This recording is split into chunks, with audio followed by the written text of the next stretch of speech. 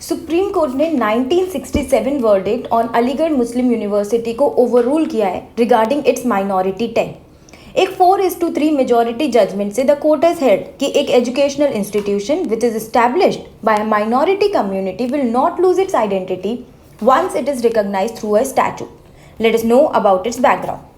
Aligarh Muslim University was originally established as Mohammedan Anglo-Oriental College in 1875 by Sir Syed Ahmad Khan.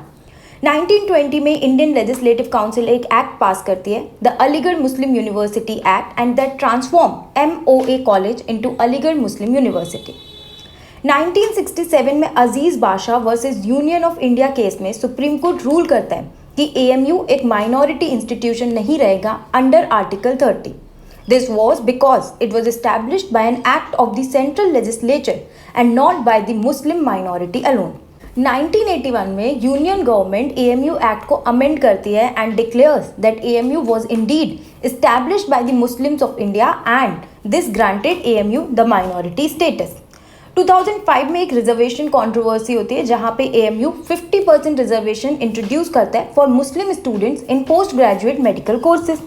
Allahabad high court इसको भी strike down करता है and says that AMU can not claim minority status because it was not a minority institution as per 1967 supreme court decision.